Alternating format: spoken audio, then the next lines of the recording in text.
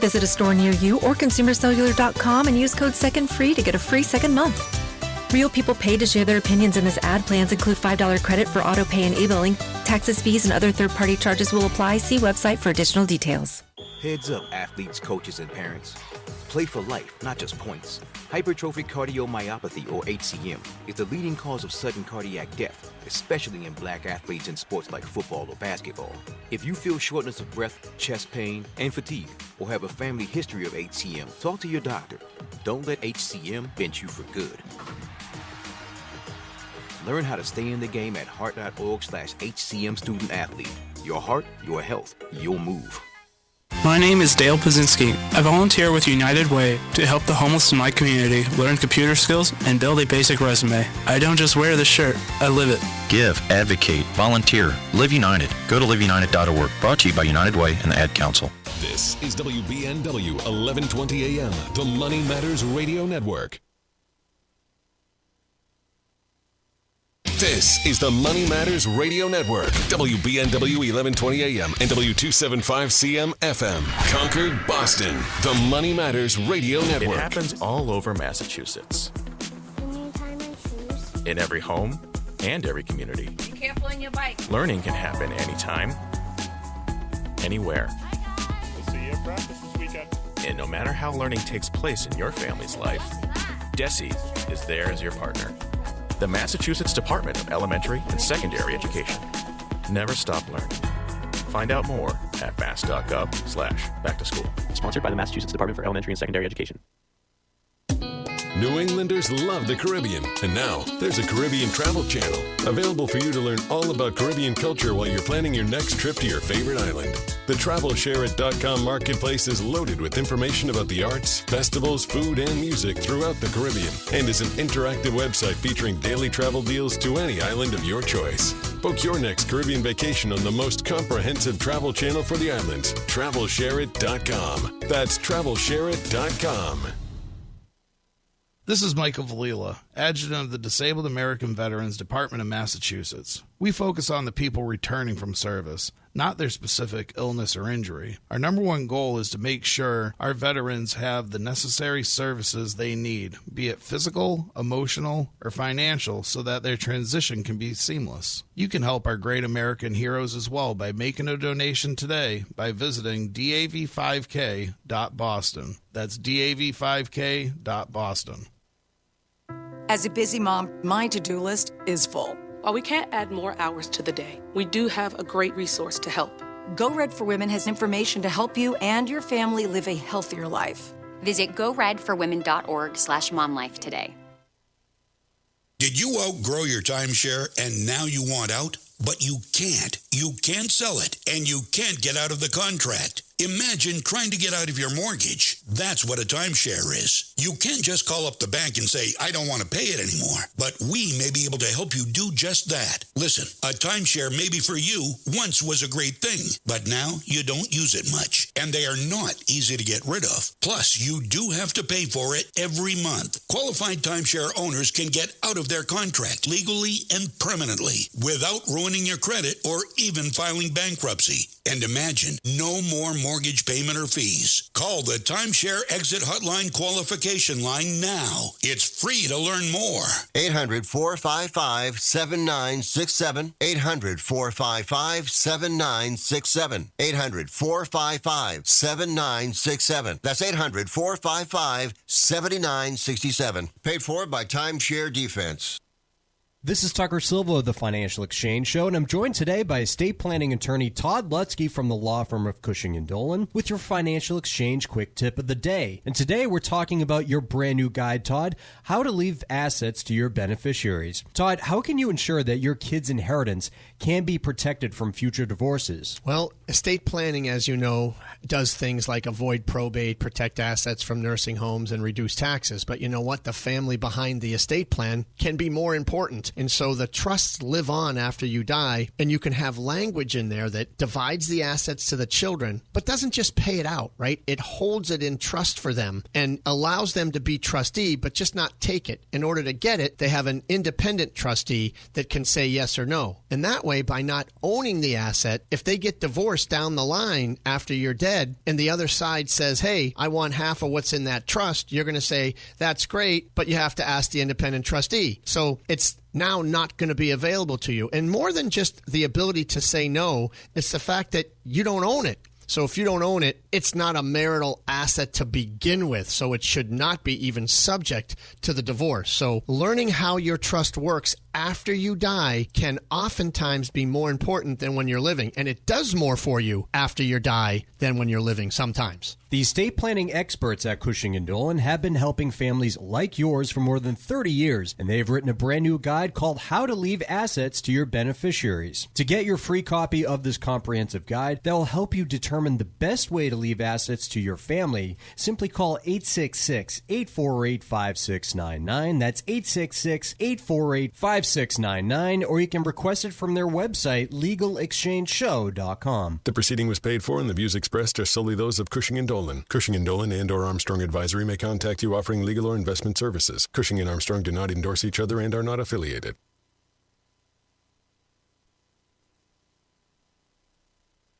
The Financial Exchange is produced by Money Matters Radio and is hosted by employees of the Armstrong Advisory Group, a registered investment advisor. All opinions expressed are solely those of the hosts, do not reflect the opinions of Armstrong Advisory or anyone else. Investments can lose money. This program does not offer any specific financial or investment advice. Please consult your own financial, tax, and estate planning advisors before making any investment decisions. Armstrong Advisory and the advertisers heard on this program do not endorse each other or their services. Armstrong and Money Matters Radio do not compensate each other for referrals and are not affiliated. This is the Financial Exchange with Chuck Zodda and Mike Armstrong. Your exclusive look at business and financial news affecting your day, your city, your world. Stay informed and up to date about economic and market trends, plus breaking business news every day. The Financial Exchange is a proud partner of the Disabled American Veterans Department of Massachusetts. Help us support our great American heroes by visiting dav5k.boston and making a donation today. This is the Financial Exchange with Chuck Zodda and Mike Armstrong. Chuck, Mike, and Tucker with you here on the last day of trading for the week. Markets will be closed in observance of Good Friday tomorrow. We'll still be doing our show, but it won't be, so much about breaking market news and stuff like that, and much more, whatever else we talk about. But in any case, we do have markets open today, and really our top story is not market related, even, in terms of what's moving things right now, but rather things are coming to a head between Jay Powell and President Trump. Very clearly. And I suspect that we are going to very likely see President Trump attempting to remove Jay Powell from his post in the very near future. Now, what do I mean by very near future? By Memorial Day? 6 weeks? Somewhere in that ballpark is kind of where I'm at. Now, when you say try to remove, let's dive in there, because there's probably a lack of understanding of where the Fed's independence comes from and perspectives on can he or can he not remove the sitting Fed chair whom he appointed back in 2016, 17? I think it was 18 was 18? When he was appointed. Okay. Whenever it was, not really important. Maybe it was 17. I don't even know. In any case, here is the lay of the land on this. There is a long-standing precedent since 1935. It's called Humphrey's Executor. And it's a case that was brought to the U.S. Supreme Court. FDR, at the time, was trying to remove a bunch of people from appointed boards, appointed independent boards that oversee kind of these quasi-governmental institutions. Think the Fed, the FTC, the NLRB, things along those lines. Not agencies, but just kind of pieces that are government, not backed, but government created in nature. Government adjacent, yeah. But not part of the executive branch based on how they were actually created. And so they were created by acts of Congress and specified to be, separate from the executive branch in certain ways. And one of the key distinctions that was made there was because these are multi-member boards that run them, the president did not have the power to fire the members of those boards. So that's a Supreme Court ruling from 90 years ago-ish? 1935, yep, exactly 90 years ago. Okay. And basically that's why Jay Powell, when asked earlier this year during the January Fed meeting, he was asked, what would happen if President Trump tried to remove you? Powell simply uttered, a very short sentence, not permitted under the law. 5 words, like very clear, very, decisive, and said, he was asked again, but what if he tried to?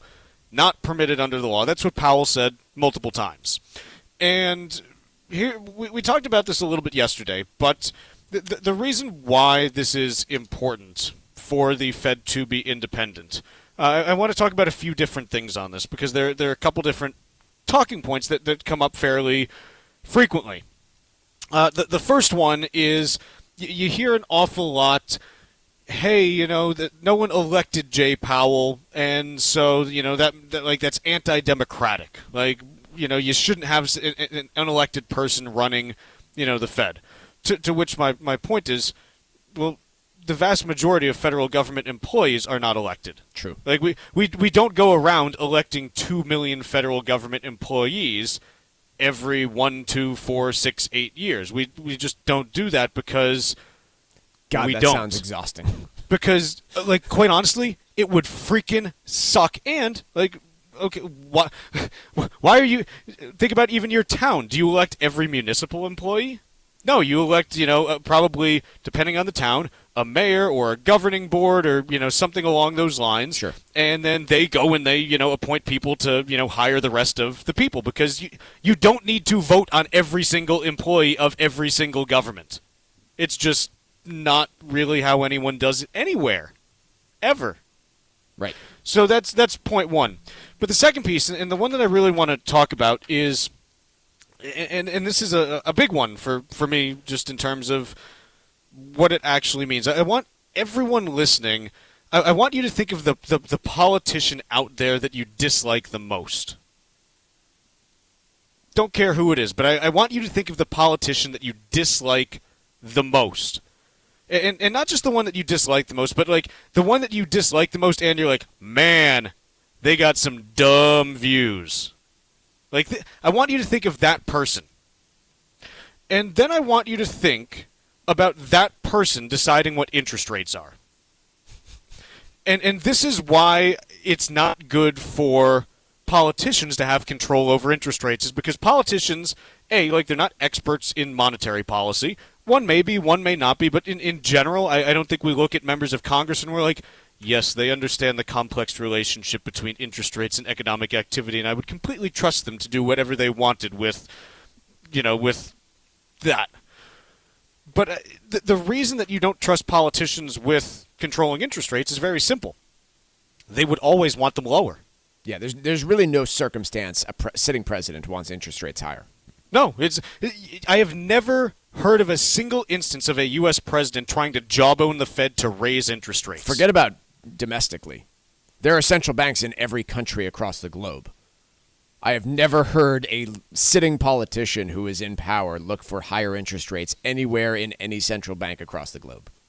This gets to my third point, which is if you ever study emerging markets and how things work with their central banks, the number one mistake that emerging markets heads of states make that eventually dooms them to, being run out of office is firing the head of the central bank. It's as consistent as gravity. You see this whether you're talking about the history of Argentina, the history of Brazil, Turkey.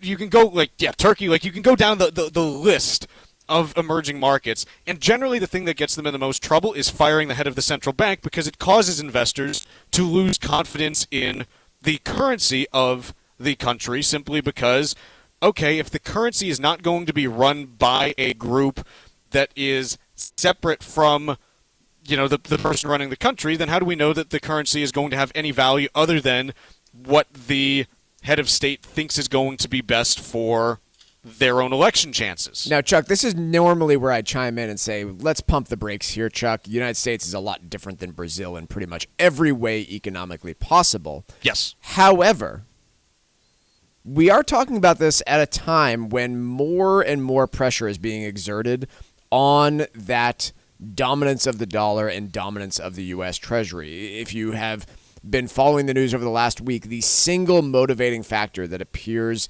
was the one that prompted the president to shift from his tariff policy was pressure on the dollar, pressure on the Treasury bond, because in all likelihood, foreign actors were calling into question its reserve currency and risk-free status. So normally I would say, look, and it is absolutely still true that the weight and power of the U.S. compared to that of any emerging country is completely different and puts us on a completely different universe. And the same laws don't even apply to economics when you're talking about the U.S. versus Argentina. But that has changed a little bit just over the last 30 days.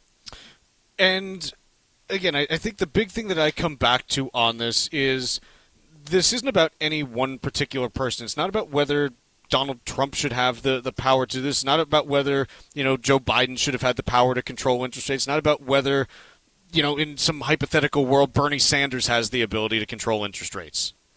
It's about whether you want anyone who could fall into that seat. I mean, I always like to talk about this when we talk about the exercise of government power. Imagine the person that you least like in that position.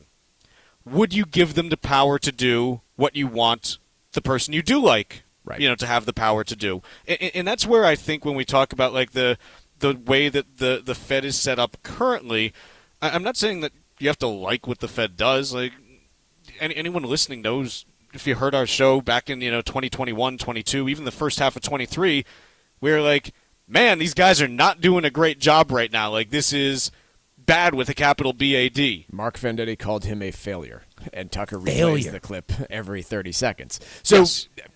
This is much more, okay, do you want to concentrate the power of setting interest rates and every other monetary policy in one seat that may or may not at some point in time be someone that you actually think is going to do a good job? Right, because rest assured, if there is a removal of Jerome Powell, which I think, Chuck, it's fair to say you and I do not know whether the Supreme Court, which is would rule in favor of President Trump or in favor of Jerome Powell if this made it to the Supreme Court. But that's probably where it would end up. And remember what that means. Whatever the Supreme Court decides is going to be the precedent for every future president when it comes precedent for presidents for every future Federal Reserve chair to come. And I don't know, but if anything about history of the United States holds true, it's that probably Republicans will not be in control of the White House forever. That's my guess. Sure. A little bit of background, by the way. Federal Reserve chairs serve 4-year terms. So Jerome Powell was appointed in 2018. He was reappointed by President Biden in 2022. His term comes up in 2026, at which point the president has the full power to remove him, and there's no real... Well, he doesn't even need to remove him. It's just, okay, like, I'm not renewing you for another term. Right, yeah. So it is not controversial for a president to do that, although new presidents typically reappoint the sitting Federal Reserve chair, but nonetheless... In 2026, all things are off here, and we probably will have a new Federal Reserve chair. The question is, do we have a new one prior to that who answers more directly to the president, and how does that change capital market structure is the main question out there. So this is a big one, and again, I want to talk a little bit more about this in the next segment, just because there's some stuff to dig into a little bit further. Let's take a quick break, and then we'll talk more Jay Powell right after this. Market volatility is at its highest point since the pandemic. Keep it here for the most comprehensive coverage of the global trade war. This is the Financial Exchange Radio Network. Beneficiary planning and asset protection go hand in hand. Cushing & Dolan has a new guide out called How to Leave Assets to Beneficiaries, and it can help make your planning process smooth and easy. Leaving your assets to your children isn't as simple as it sounds, especially if they have problems of their own. If you're retired or nearing retirement, it's time to consider the best way to keep your assets in your family while avoiding significant financial consequences down the road. Call Cushing & Dolan right now at 866-848-5699 and get their new guide called How to Leave Assets to Beneficiaries. You'll learn which paths are the safest when it comes to protecting yourself and your children while avoiding unnecessary risks that can create substantial problems in the long run. That number again is 866-848-5699. Or you can request it online from our website, LegalExchangeShow.com. That's LegalExchangeShow.com. The proceeding was paid for and the views expressed are solely those of Cushing & Dolan. Cushing & Dolan and or Armstrong Advisory may contact you offering legal or investment services. Cushing & Dolan and Armstrong Advisory do not endorse each other and are not affiliated. Consistently voted one of the top Caribbean destinations, the United States Virgin Islands is the perfect place for your next vacation.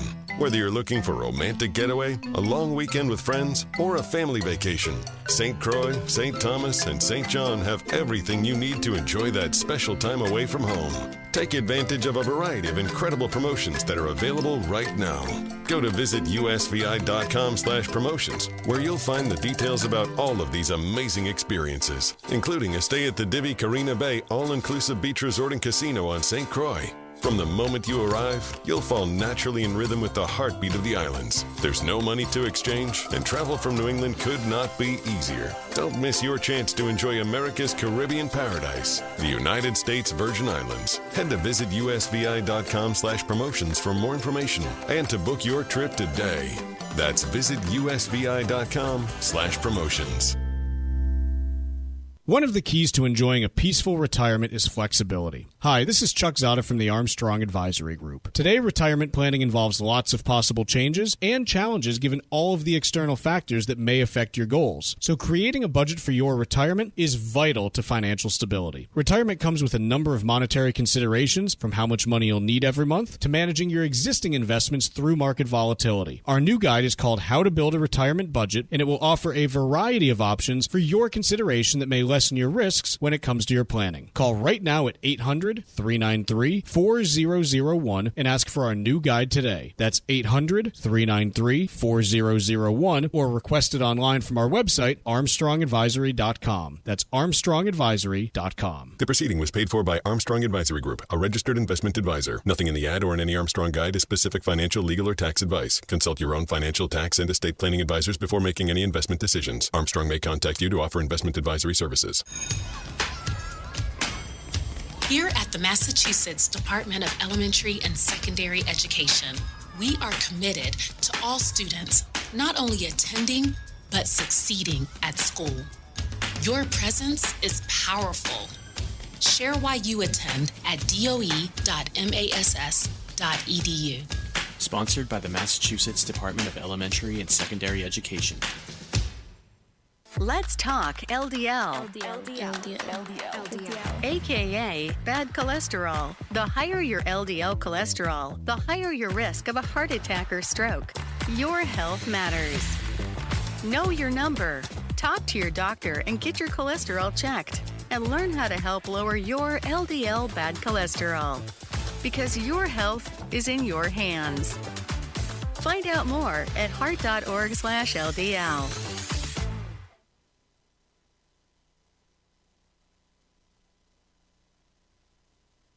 Breaking business and financial news first throughout the day.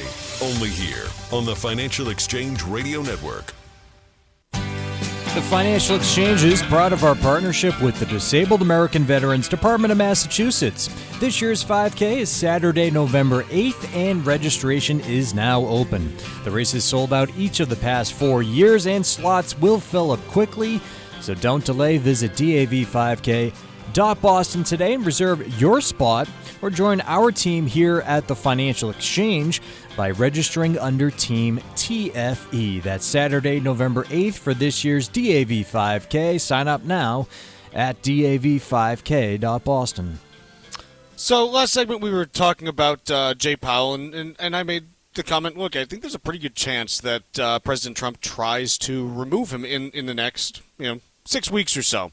And basically, like, where this comes from is this all started, to pick up yesterday, where Jay Powell was giving a speech at Economic Club of Chicago. Yeah, the Economic Club of Chicago, And basically what he said during that speech, he said a couple things. The first is he said he was, significantly concerned about risks to both sides of the Fed's dual mandate. So saying, hey, I'm nervous that inflation may be higher and, unemployment may go up more than we anticipated. Specifically saying, look, the tariff scenarios that are now in place are, more significant than we had, planned for. And the second thing that he said that was as definitive a statement as Jay Powell will ever say, because, Mike, would you agree that some of Powell's communications are kind of like wishy-washy, don't rock the boat, like let's just, play it cool and hang out? Yeah, that's like the defining characteristic of his communications. He does sometimes kind of screw up that stuff. He does. Because I think in part because he's not a PhD economist, quite honestly. He's largely mastered the art of saying nothing, though. Yes, he has. And so it was interesting. They asked him decisively yesterday. They said, is there a Fed put on the stock market? And what does that mean? Yeah. I got it, Michael. Okay. Stop cutting him off. No. I have always and will always. Go, Chuck. The idea of a Fed put, it stems from the options market, where it's the idea that, hey, is there a certain price in the stock market where the Fed steps in and says, hey, things have gone too far down and we're going to step in. And it's been kind of theorized in general. And Powell came out and was like, no, there is not a Fed put. I will define this very clearly. And really, I think what we're getting at is kind of what we saw in the last week where, to be honest, there's never a Fed put on the stock market, in that the Fed never looks at like the stock market and says, this is when we need to step in to stop stocks from falling. It's much more a Fed put on the bond market, right? Which is when bonds are selling off and when you're seeing credit markets seize up that prevent the functioning of financial markets. That usually coincides with stocks selling off pretty harshly and significantly in a short period of time. And that is when the Fed will step in because they need to ensure functioning markets. Yeah. So this all then culminated in a President Trump post this morning, and I'll quote the whole thing here. The ECB, the European Central Bank, is expected to cut interest rates for the 7th time, and yet too late Jerome Powell of the Fed, who is always too late and wrong, yesterday issued a report which was another and typical complete mess. Oil prices are down, groceries, even eggs are down, and the USA is getting rich on tariffs. Too late should have lowered interest rates like the ECB long ago, but he should certainly lower them now. Powell's termination cannot come fast enough. So, again, you don't really need to read between the lines. The last sentence is the one that matters. The fact that he said Powell's termination and not the end of Powell's term, notable. Am I wrong? No, it's very notable. Because it very easily could have just been like, May 2026 can't come quickly enough because that's when Powell's term is up. But it was Powell's termination. So, I don't know. Maybe I'm reading too much into it, but it sure feels like the president is going to try to terminate Jay Powell as the head of the Federal Reserve. Am I wrong there? No, it does feel that way. That's definitely what I took from the message. There are parts of this, by the way, that I think you and I would agree on. He was very much too late to the game in 2021. We talked about this for years. Probably the biggest fault that Federal Reserve has had is they kept calling inflation transitory during COVID, and it very clearly ended up not being so. And so President Trump's right. Like, they did make a pretty big mistake. The bigger part of that message, though, is if you go and push for a removal, which maybe it happens, maybe the Supreme Court shuts it down. Do you know, Chuck? I don't have any. I have no clue which direction the Supreme Court would go on that. No, we talked about this. I can't remember when, but there's a case that is making its way. It's at the Supreme Court right now for President Trump trying to remove, I believe it's members of the NLRB and FTC, I think it is. Which FTC is far more close to the executive branch than Federal Reserve is. Which are similar types of, independent boards, like appointed by the president, but with, dictated independence as specified by the congressional acts that created them. Right. And so the people are watching this one, like this case, pretty closely to see, okay, what does the Supreme Court rule in this? Because it could give some clues as to how they would potentially rule as it relates to the Fed, but I am not a legal scholar. I have no idea how it's going to turn out, and I'm not going to pretend that I know anything more than what I just said because I don't. Let's take a quick break here. When we come back, let's do a little bit of Wall Street Watch, and then we'll talk Japan right after this.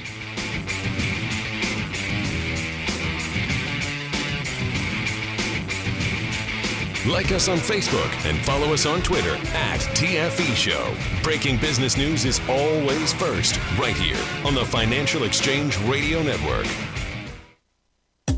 New Englanders love the Caribbean, and now there's a Caribbean travel channel available for you to learn all about Caribbean culture while you're planning your next trip to your favorite island. The TravelShareIt.com marketplace is loaded with information about the arts, festivals, food, and music throughout the Caribbean, and is an interactive website featuring daily travel deals to any island of your choice. Book your next Caribbean vacation on the most comprehensive travel channel for the islands, TravelShareIt.com. That's TravelShareIt.com. Leaving assets to your beneficiaries is a critical piece of any estate plan. Cushing & Dolan, the experts in elder law, has written a new guide that may help ensure that your assets are protected for years to come, while helping you avoid unnecessary mistakes during your planning. As an example, the new federal estate tax exemption is nearly $14 million.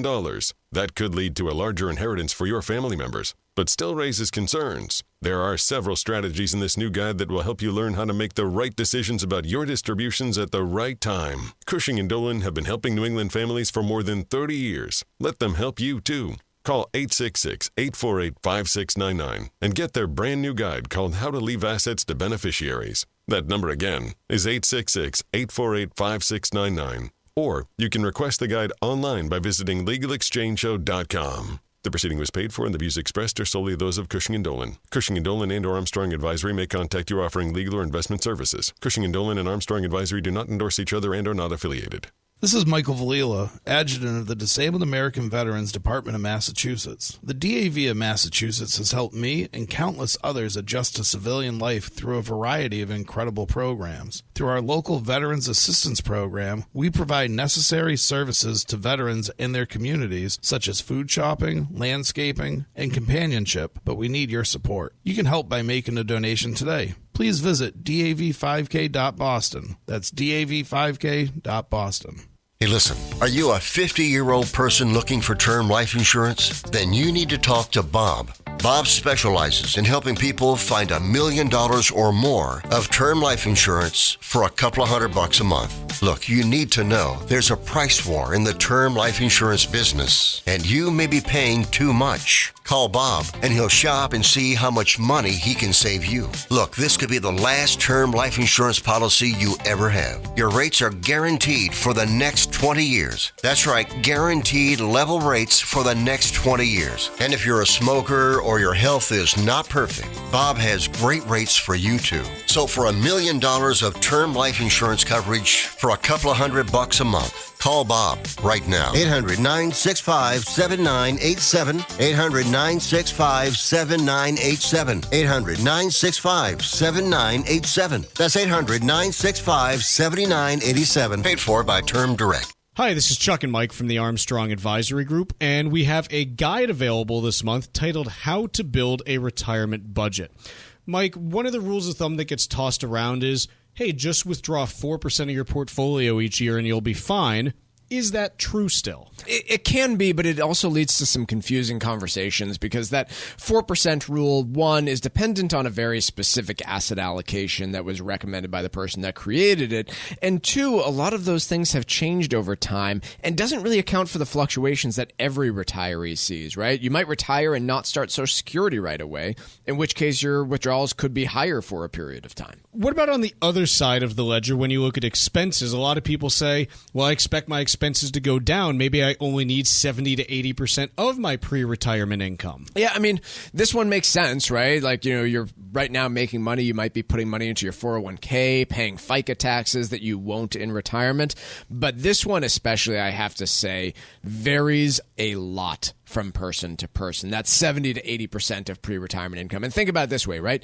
Do I still have a mortgage? Might that mortgage get paid off at some point in my retirement? What sort of debts do I have? Am I going to downsize to one car? Are we going to need both? What sort of travel am I planning on? And so that 70 to 80% rule can be a good starting point, but really you need to start with the budget. Our guide is titled How to Build a Retirement Budget, and the way to request it is by calling 800-393-4001. That number again is 800-393-4001 to request our latest guide, How to Build a Retirement Budget. The proceeding was paid for by Armstrong Advisory Group, a registered investment advisor. Nothing in the ad or in any Armstrong guide is specific financial, legal, or tax advice. Consult your own financial, tax, and estate planning advisors before making any investment decisions. Armstrong may contact you to offer investment advisory services.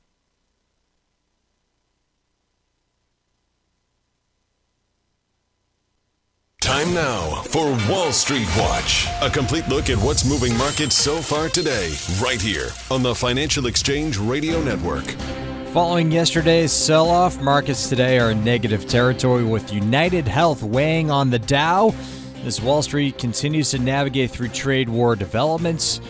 Traders yesterday sifted through commentary from Fed Chairman Jerome Powell, who said tariffs could drive up inflation in the near term. At the moment, the Dow is down by over 1.5% or 610 points. S&P 500 is down by nearly 0.2% or 9 points, and the NASDAQ is down just over 0.5%, lower 89 points. Russell 2000 actually up by 0.33% so far today. 10-year Treasury yield up by 1 basis point and is now at 4.29%, and crude oil up 1.33%, trading just above $63 a barrel. United Health sinking by over 20% after the health insurer's first quarter results missed analyst estimates. The company also cut its full-year guidance in anticipation of higher-than-expected medical costs. Meanwhile, Eli Lilly is among the biggest winners on the day after the pharmaceutical giant's Phase 3 trial results for a pill to treat weight loss and diabetes showed positive results. Eli Lilly up by 13%. Elsewhere, Taiwan Semiconductor beat first quarter expectations. The chip maker also maintained its 2025 revenue forecast. As it noted, it has not seen any changes in customer behavior, despite there being uncertainties and risks from the potential impact of tariff policies. Taiwan Semiconductor shares are up by 0.25%. Alcoa down by over 6% after the aluminum company said it incurred about $20 million in tariff-related costs in the first quarter, where the charge is expected to rise to $90 million in the current quarter. After surging 56% yesterday, Hertz up another 27% today, following news that Bill Ackman's Pershing Square disclosed it had taken a sizable stake in the rental car company. And after today's closing bell, we'll see first quarter earnings from Netflix. I'm Tucker Silva, and that's Wall Street Watch. Let's see, Mike, I actually want to just hop kind of ahead, and I know Tucker mentioned that the Dow is getting hammered worse than every other index. Yep. And so I think it's a good time for our semi-annual discussion of why the Dow is the worst stock index. Yeah, I get asked about that every once in a while. Like, what should I be looking at when I'm trying to get a sense for what the stock market's doing? And not the Dow. My answer is always not the Dow. So here's the deal. The Dow has two problems with it. The first is it only has 30 companies in it. And so that's just not really many companies. It's 30 of them, and obviously you've got, thousands of even publicly traded companies, but it's 30 companies. And the second problem is that it is not a market cap weighted index, but rather it is a price weighted index. And here's why this is particularly dumb. So as an example, right now, United Health, which is causing this, they're down 21% in trading today, basically because they guided that their profits are going to be much lower than anticipated this year because of their Medicare business not being as profitable as it used to be. Yeah. And they're basically saying, hey, we expect higher than expected medical costs, and so that's going to weigh on the profitability there. So United Health is down 20%. United Health before today was trading at about $585 a share. Microsoft, which is one of the 3 biggest companies in the world at any particular point in time, is currently trading at $369 a share, which means that despite Microsoft having far more economic activity and being more valuable by, 5x than United Health, has a weighting in the Dow that prior to today was about 60% of what United Health is. This is dumb. Yes. Like the Dow is an index for people who don't understand math.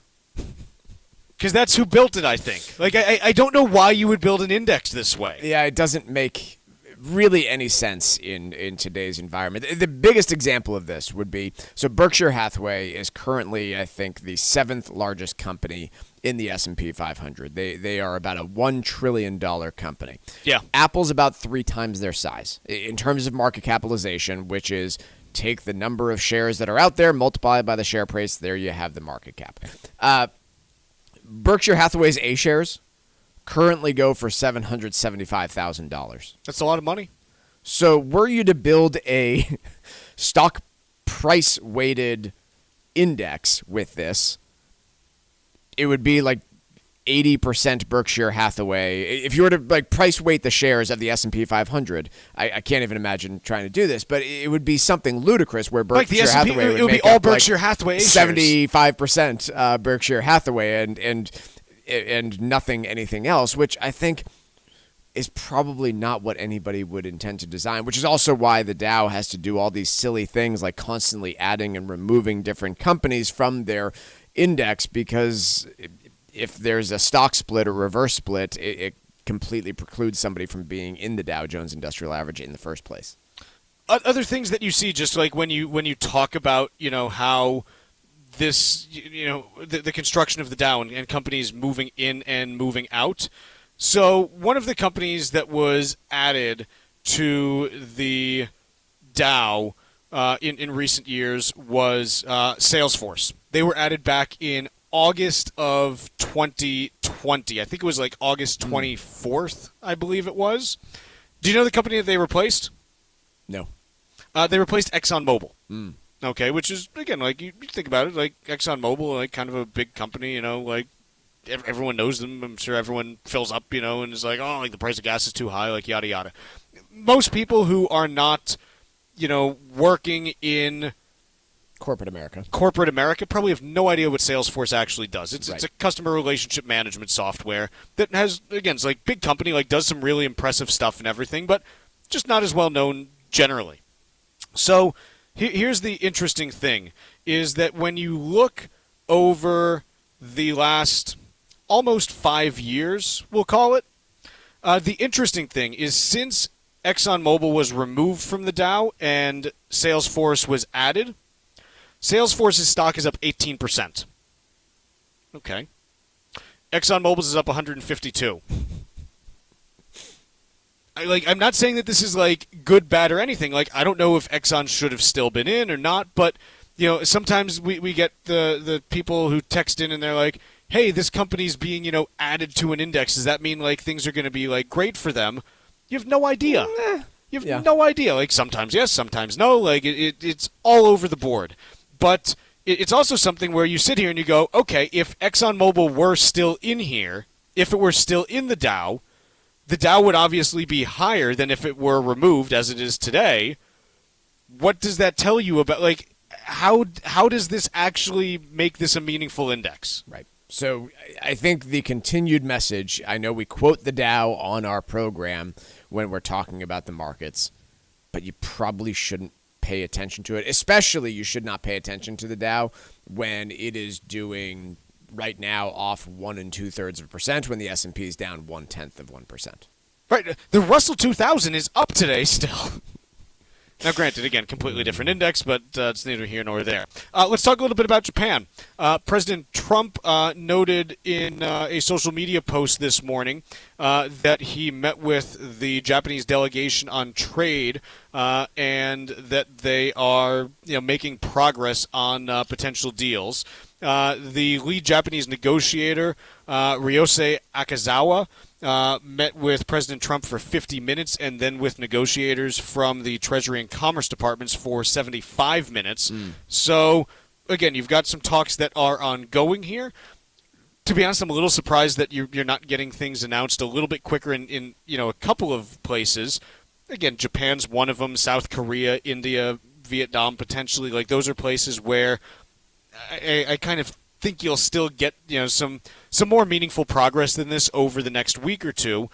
But, again, some discussions ongoing here, and I think that is the hope for most people in markets is, hey, if you can get some progress on some of these areas, at least it can mitigate, some of the cost of other tariffs.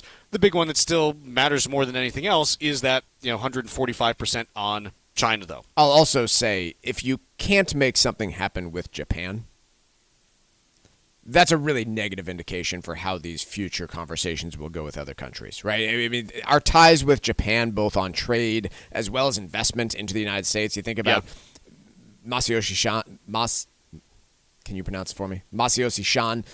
No, that's not right. San, and SoftBank's investments into the United States and Nvidia, as well as the massive investments that many Japanese car makers have made. I don't know what tariffs look like in Japan on American goods, but I suspect that they are relatively minimal. And so should we not be able to get something done here, that would be a pretty negative indicator for me in terms of how I would expect European negotiations, for instance, to go. Let's take a quick break here. When we come back, let's talk Nvidia after this. Tariffs fears continue to grip markets. Get the latest straight from Wall Street right here on the Financial Exchange Radio Network.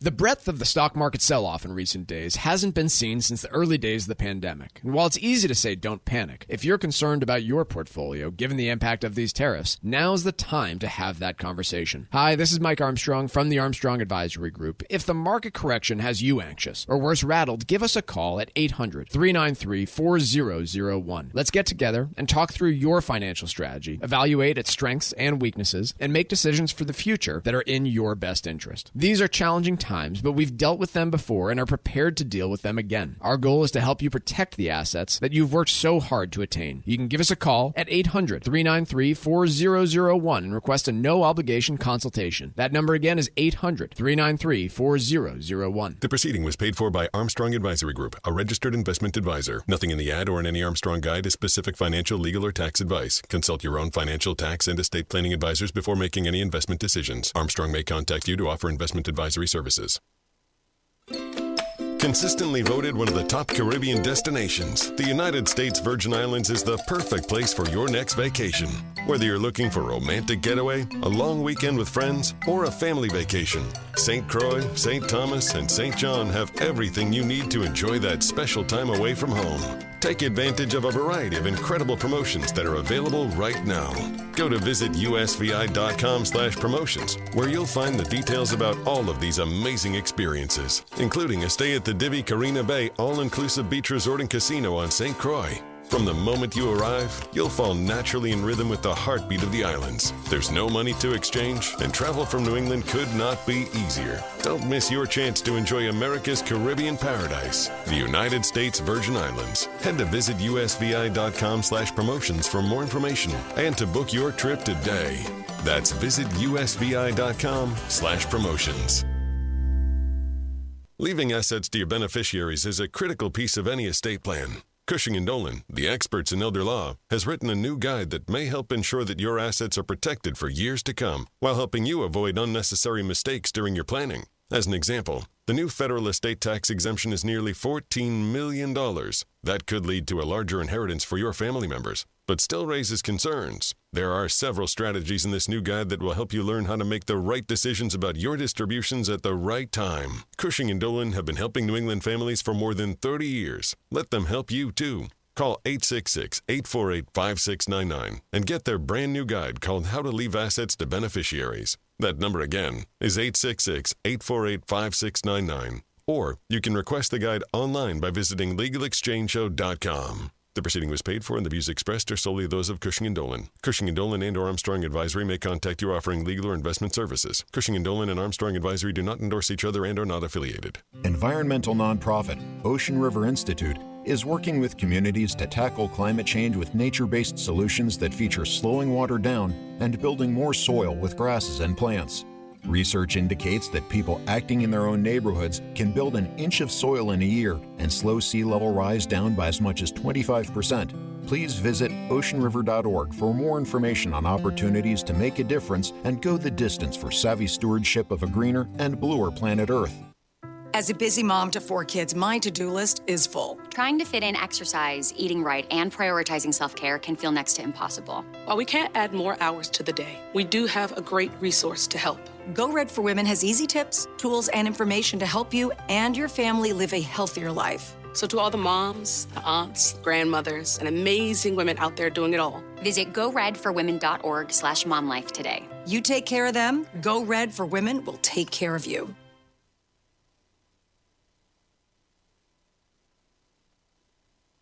Miss any of the show? Catch up at your convenience by visiting financialexchangeshow.com and clicking the on-demand icon where you'll find all of our interviews and full shows. This is your home for the latest business and financial news in New England and around the country. This is the Financial Exchange Radio Network. Talk a little bit about Nvidia, just because markets today are basically being dragged by 2 stocks. We covered United Health down 20%, Nvidia down about 3 3/4 today after sliding about 6% yesterday. And this basically on the back of the U.S. government opening an investigation into whether Nvidia violated rules in its sales to China, and Nvidia basically guided, hey, we're going to have to take a big revenue hit because we can't sell certain products to China. But the CEO of Nvidia, Jensen Huang, was in Beijing meeting with a number of Chinese officials and probably, again, trying to figure out, hey, what can I sell into the Chinese market so that I have something that I can sell there is what I think he's trying to answer. Yeah, and I think, also seeing reported a bit of a lesson for American CEOs who have been attempting to cozy up to the Trump administration, and I think you can definitely say that of NVIDIA. They've made big investments. They have been front and center in terms of attempting to court the Trump administration, and nonetheless seeing some potential penalties here and some potential big hit to their business as they face not only these sanctions but potential loss of business from Chinese buyers if they're unable to export. We talk an awful lot about how there are certain things that need to trump what is the best economic, decision. And from a national security perspective, there's a really clear line where you can say, hey, American companies that make high-end semiconductors and things along those lines probably should not be able to sell them into China. Oh, yeah, I completely agree with the idea. The policy itself is long overdue. This is something that you really shouldn't have up for negotiation. So I think it's a positive step that you're looking at this saying, okay, maybe you're going to get some more concrete action in preventing some of this high-end stuff from flowing into China, even if it costs American stockholders. There's a clear justification, and it makes total sense to me as far as why the U.S. government would not want these chips to be able to be used to be easily bought by Chinese companies. It makes a ton of sense to me. Consistently voted one of the top Caribbean destinations, the United States Virgin Islands is the perfect place for your next vacation. Whether you're looking for a romantic getaway, a long weekend with friends, or a family vacation, St. Croix, St. Thomas, and St. John have everything you need to enjoy that special time away from home. Take advantage of a variety of incredible promotions that are available right now. Go to visitusvi.com/promotions, where you'll find details about all of these amazing experiences, including a stay at the Divi Carina Bay all-inclusive beach resort and casino on St. Croix. From the moment you arrive, you'll fall naturally in rhythm with the heartbeat of the islands. There's no money to exchange, and travel from New England could not be easier. Don't miss your chance to enjoy America's Caribbean paradise, the United States Virgin Islands. Head to visit usvi.com/promotions for more information and to book your trip today. That's visit usvi.com/promotions. Mike, we have a little bit of breaking news here as it relates to Alphabet, the company formerly known as Google. They, according to a federal judge today, they have illegally dominated two different markets for online advertising technology.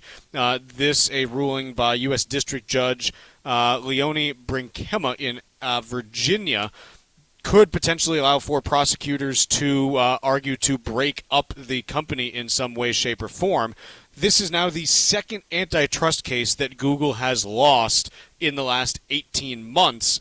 And so you've got real questions as to what Google potentially looks like, depending on how these different trials end up playing out from a resolution perspective. What's the remedy and how is that going to be overseen and executed? So this is fairly major news, I would say.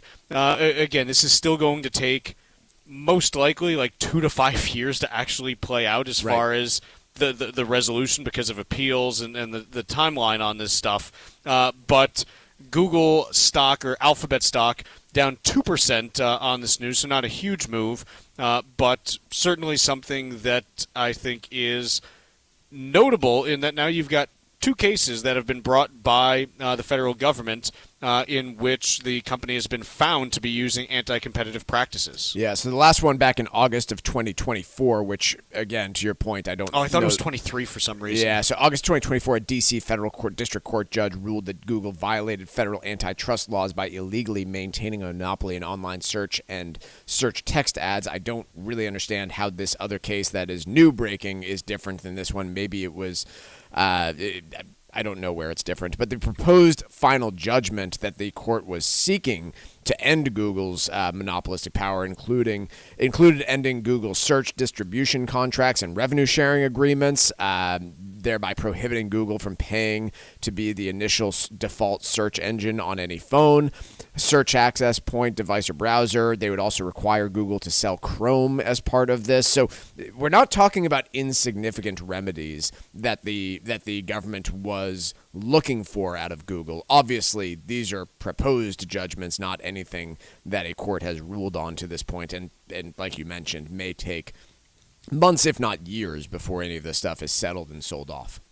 This also happening against the backdrop of an antitrust case against Meta that's been going on since the beginning of this week. So you've got some dominoes in motion as far as big tech and what it could look like as we head, through the rest of this decade. But I caution people, like you're not going to wake up a week from now being like, hey, Google's broken up. Like, this is going to be a minute. But it's also encouraging confirmation that we don't have a complete shift in policy, seemingly, from a new administration on tech dominance.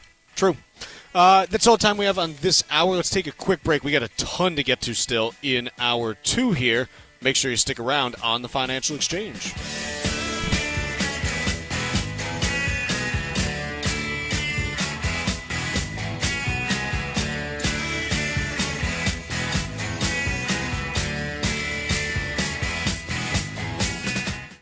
Retirement planning is complicated enough without having a formal budget to help you maintain your lifestyle during your later years. This is Mike Armstrong from the Armstrong Advisory Group. Our new guide called How to Build a Retirement Budget was written specifically for this purpose. Our goal is to help take your financial concerns out of your retirement years. There are numerous issues to deal with when creating a retirement budget. Everything from understanding where your income will come from, to setting up a proper withdrawal strategy, to being able to remain flexible as market conditions change. This new guide offers structural guidance that may alleviate the pressures of creating your budget. You can request your copy right now by calling 800-393-4001 and ask for our new guide today. Once again, that number, 800-393-4001.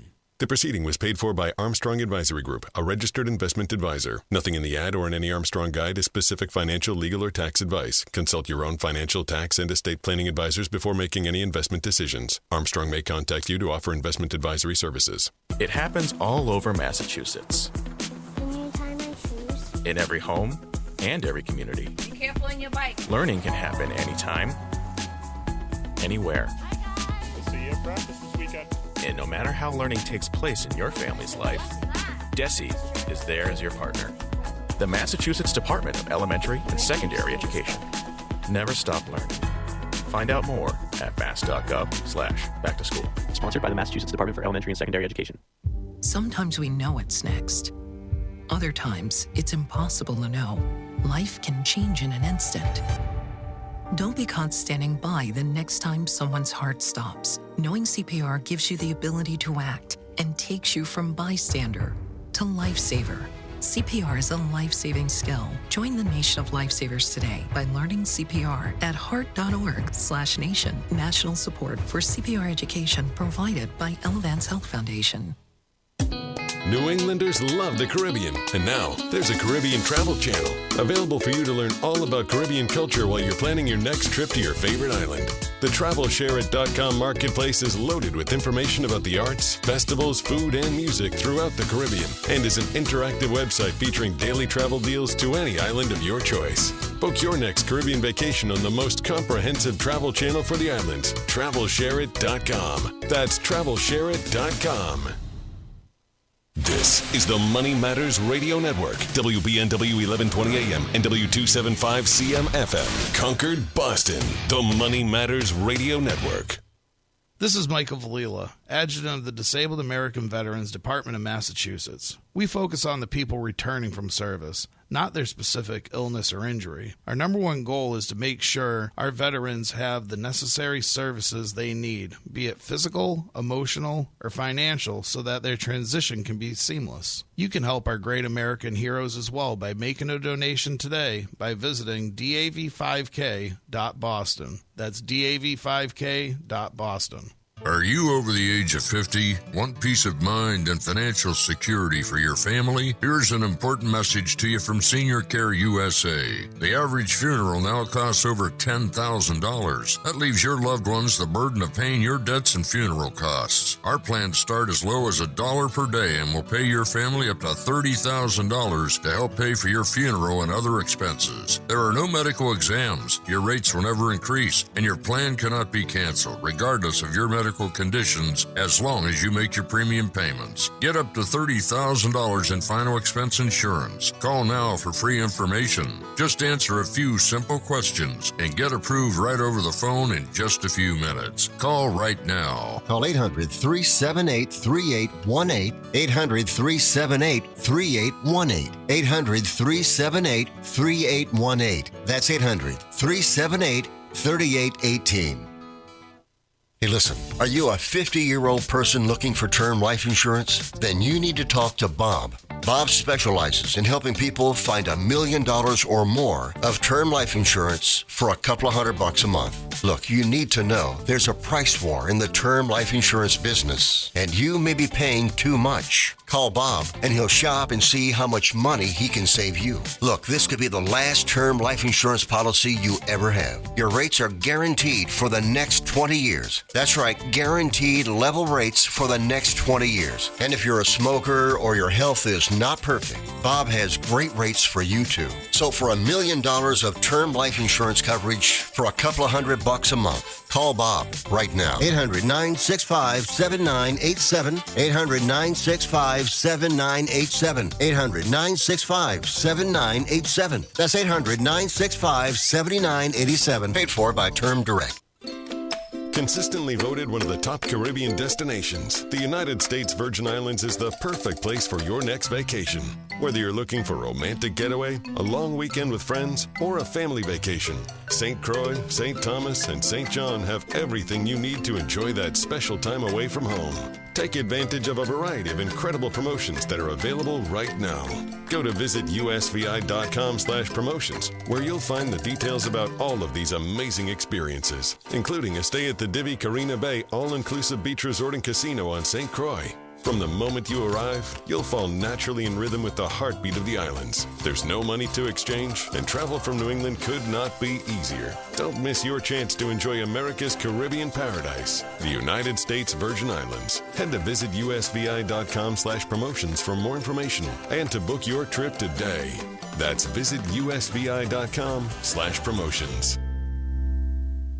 This is Tucker Silva of the Financial Exchange Show, and I'm joined today by estate planning attorney Todd Lutzke from the law firm of Cushing & Dolan with your Financial Exchange quick tip of the day. And today we're talking about your brand new guide, Todd, how to leave assets to your beneficiaries. Todd, why can't you just add your kids to your accounts or to your house deed? Well, you can. It's just not a good idea. So people who do that understand with an account, right, you can put a joint name on the account. Now, that doesn't actually complete the gift because you actually have to take the money out and then the gift is complete. But when you set it up, yeah, the asset would avoid probate. But if something happens to the child, it's going to be, available. Half the asset would be subject to the children's creditor. So you don't want that. And secondly, if you only put one kid on the deed, you've likely disinherited the other kids. So it's not really good planning overall. Whereas if you put the house in the kid's name, now you've actually made a completed gift of half the house and would need to file a gift tax return, number one. Number two, of course, it's exposed to the child's creditors and, yes, divorces. You could find yourself at some point owning half your house with an ex-in-law. Not sure that's a good way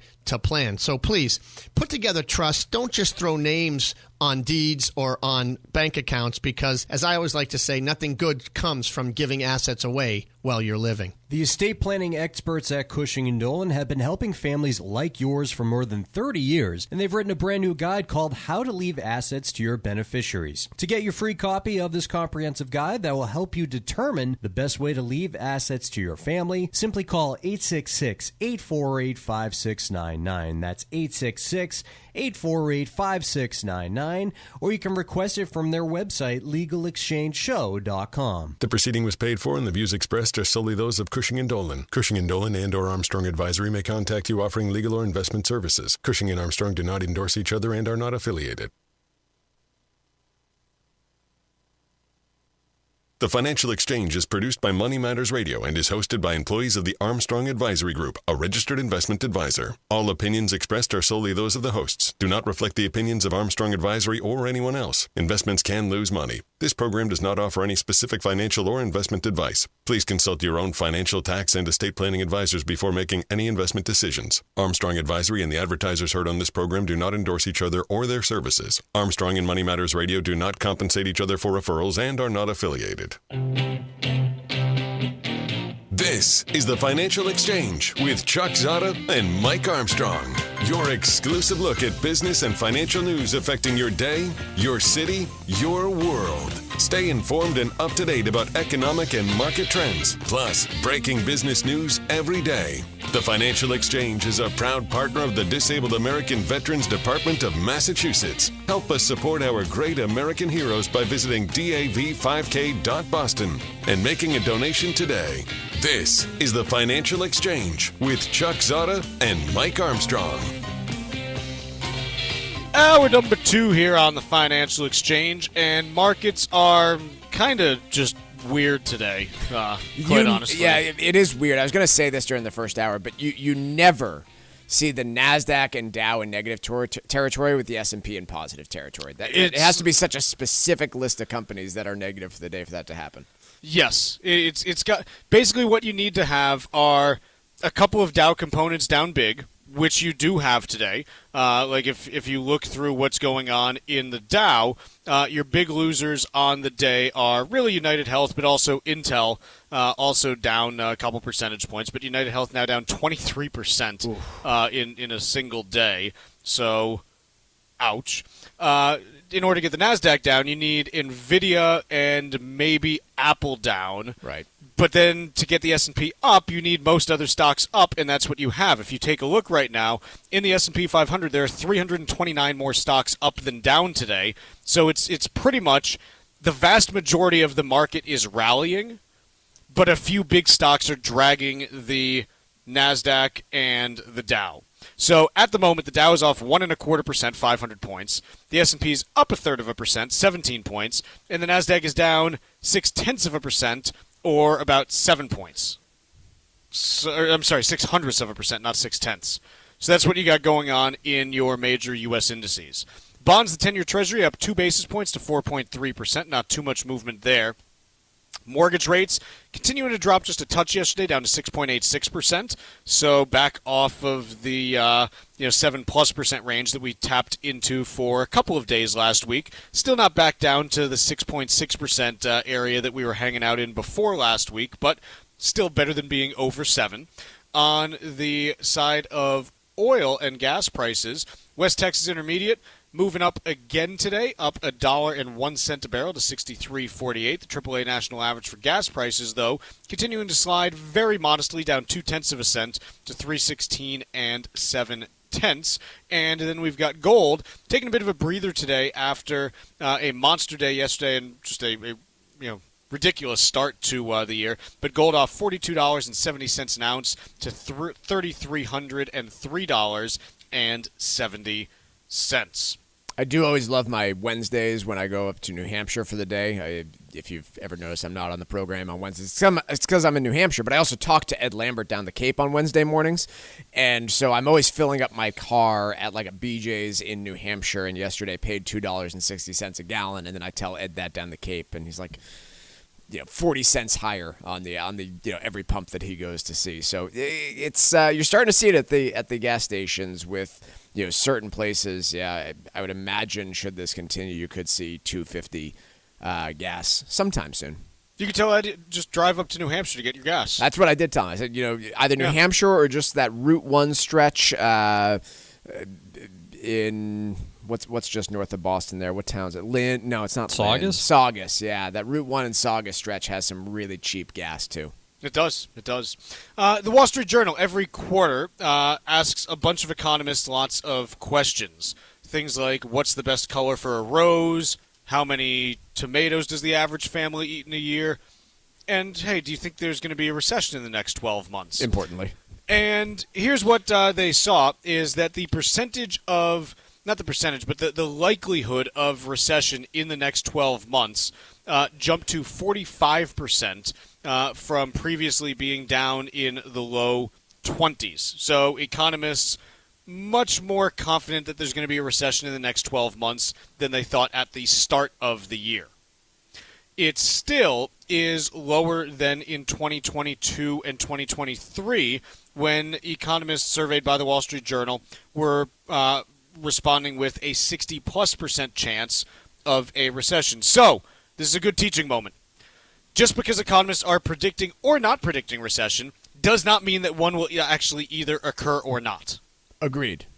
I don't even have any sort of correlation here to say, are they right even a majority of the time when these surveys take place? So, look, everybody's more worried about recession right now. Every CEO out there has mentioned it as, if not a certainty, a high likelihood. And to see a jump this rapid is, I think, concerning to me. But, yeah, definitely understand that there are economists all throughout 2022 and the early part of 2023 where 60+% of them were saying we would see a recession in the next 12 months. And guess what we didn't get over the last couple of years was a recession. Other things that this group of economists are predicting when it comes to inflation, they think that core PCE, so not including gas prices and food prices, just because you can't really predict those. I mean, really, like any kind of price you can't predict too well, but obviously gas prices, there's a huge range of outcomes depending on geopolitics and this and that. But core PCE, this survey says that they now think that that measure is going to run at 3.5% for the year. The high end estimate is from a firm called AC Cuts and Associates. They think that you're actually going to see core PCE somewhere in the 4.5% range this year, rising to almost 6% by next year. On the low end, you have some economists that are saying, hey, core inflation is still going to be 2% this year and maybe even lower next year. So I think there's no one like consistent message there, but on average, economists saying, yeah, we think there's going to be a little bit hotter inflation this year, and then it cools back down next year. So they're very much on the transitory side of things when it comes to any inflation that we do see in 2025. How do you think this? I know you guys got the retail sales report yesterday at 8:30, and I'm sure discussed it on the show. In that report, we saw the massive bump up in auto sales that we had been forecasting given tariff threats. We saw that in other areas too. But how do you think that ties into that narrative of recession? Because one other item that, and I know I shouldn't cherry pick data points here, but you did see pretty robust bounce back in spending in restaurants and bars in the month of March compared to the last two. And that's not exactly a front run the tariff story when you talk about people going to the bar. No, I think we talked about how the February retail sales numbers were probably skewed down by weather, and so you expected a little bit of a bump anyways. Sure. And not just weather, but everyone being sick in February. I mean, it was like brutal. I think I had 3 days out of the month that I wasn't sick with something. I think the view that I had and still continue to have, it was a fine month. It was all before the tariff announcement. Yeah, so the first announcement of tariffs was April 2nd, and I think that's really important to keep in mind because we'll lose sight of that date here as time goes on. But April 2 was the announcement of the reciprocal tariffs that surprised everyone. It surprised everyone. Don't let anybody tell you they knew that Vietnam was going to be facing 50% tariffs. No, nobody had any idea that they were going to be as significant as they were. And so did the behavior change post April 2nd is the multi-trillion-dollar question. Yeah, and I think even there, it still is something where, like, you talk to anyone who works at a car dealer right now, and they're telling you, man, we're cranking. Sure. You know, like, because I was telling Tucker yesterday, I was driving in, and I heard 3 different advertisements mentioning that they had tariff-free cars on their lot. Mm-hmm. So you're seeing activity on that side of things. I front-ran tariffs on some stone that I had to purchase for a home project that we're doing. Oh, nice. It was Chinese imported stuff, and I said, call around and get that stuff onto my property as soon as possible because I don't want to – I probably wouldn't face a tariff. I'd probably face a shortage is what I was concerned about. Is that for your new bed? Yeah. Correct. Yeah. Yep. Rock beds are very popular these days. I think – in order to figure out kind of what the new trend looks like, it's going to take a few months. It's going to take a few months, and it's going to be all kinds of distorted in terms of what we're seeing, I think. It's not going to be uniform. It's going to be stuff all over the place where it's, you know, auto sales are through the roof, but home and garden stuff is in the toilet. And electronic sales are moving up, but, restaurant sales are down. Like, you're going to see all kinds of weird stuff. I don't know what the story is going to be, but I don't think it's going to be consistent across all areas. Right. What I can tell you is, like, in terms of what we're seeing from banks, they're not indicating a huge shift in consumer spend in most areas right now. The one place that they are picking it up is travel. Right. Consistently, the one thing that we're seeing, whether you're talking big banks, American Express reported their earnings this morning, you are consistently hearing travel spend is not keeping up with everything else. And so that's something to watch, but it's notable just because, you know, the travel and leisure and hospitality area, it is a, you know, meaningful part of a number of economies in the United States. In the New England area where our show is based, obviously you talk about, you know, any of the coasts, whether it's Maine, the Cape, you talk about any of the lakes areas, New Hampshire, also up into Maine. Like, these are areas that rely heavily on tourism. A lot of it is, you know, driving from people within the region. But talk to anyone who runs a, you know, hotel on the Maine coast, and they'll tell you, look, we get a lot of people that fly in from Canada that, end up being, you know, a major part of our summer, you know, expectations. And so you've got some things that you have to, you know, watch and see how they affect the economy. But I don't think we're going to know much for a couple months unless, look, some of the high frequency indicators that you get, if you start seeing, you know, a meaningful trend developing in unemployment claims, okay, maybe you can start to say some things in May. But honestly, it's going to be like, I've said this for, you know, I've been consistent on this. 4th of July is when we're going to start really getting a sense of what the post-tariff economy looks like. I know that's disappointing to people who want it now, but it takes a little bit of time to sort through all this stuff. Let's take a quick break here, and when we come back, let's do some trivia. And do we want to talk any more about shoppers panic buying stuff? Do we want to go into more detail there? Not for now. Okay, We'll let's not do that when we return. Tariff fever is in high gear. We've got the latest on what might be next and how long it might last. Only here on the Financial Exchange Radio Network. Consistently voted one of the top Caribbean destinations, the United States Virgin Islands is the perfect place for your next vacation. Whether you're looking for a romantic getaway, a long weekend with friends, or a family vacation, St. Croix, St. Thomas, and St. John have everything you need to enjoy that special time away from home. Take advantage of a variety of incredible promotions that are available right now. Go to visitusvi.com/promotions, where you'll find the details about all of these amazing experiences, including a stay at the Divi Carina Bay all-inclusive beach resort and casino on St. Croix. From the moment you arrive, you'll fall naturally in rhythm with the heartbeat of the islands. There's no money to exchange, and travel from New England could not be easier. Don't miss your chance to enjoy America's Caribbean paradise, the United States Virgin Islands. Head to visitusvi.com/promotions for more information and to book your trip today. That's visitusvi.com/promotions.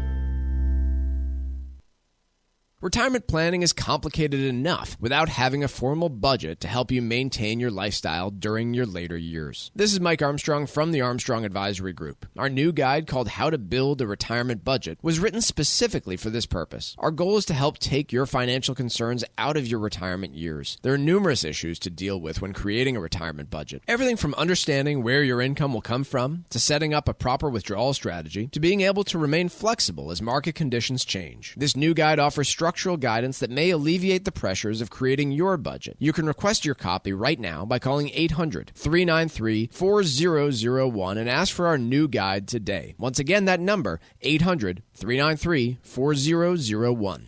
The proceeding was paid for by Armstrong Advisory Group, a registered investment advisor. Nothing in the ad or in any Armstrong guide is specific financial, legal, or tax advice. Consult your own financial, tax, and estate planning advisors before making any investment decisions. Armstrong may contact you to offer investment advisory services. Beneficiary planning and asset protection go hand in hand. Cushing & Dolan has a new guide out called How to Leave Assets to Beneficiaries, and it can help make your planning process smooth and easy.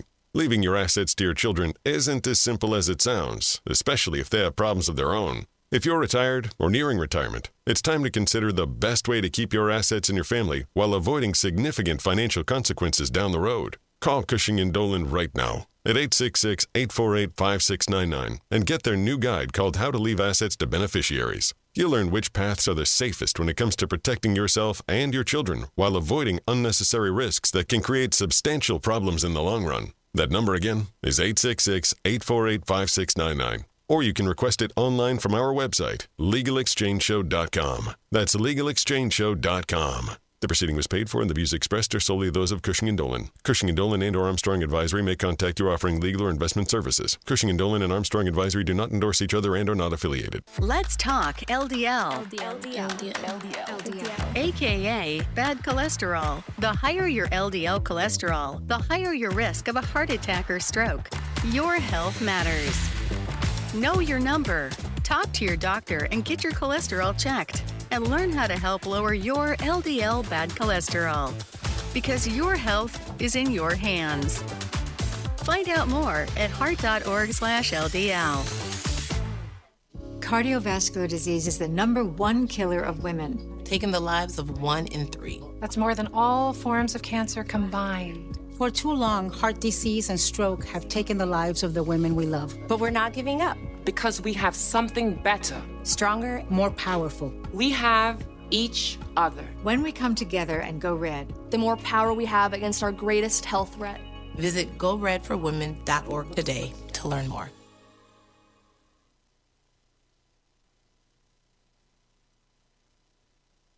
The Financial Exchange streams live on YouTube. Like our page and stay up to date on breaking business news all morning long. This is the Financial Exchange Radio Network.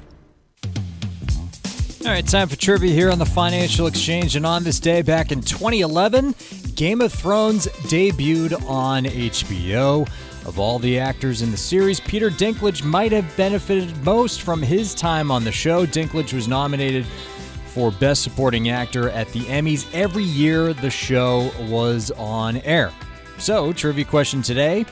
How many Emmy Awards did Peter Dinklage win for his performance as Tyrion Lannister? Once again, how many Emmy Awards did Peter Dinklage win for his performance as Tyrion Lannister?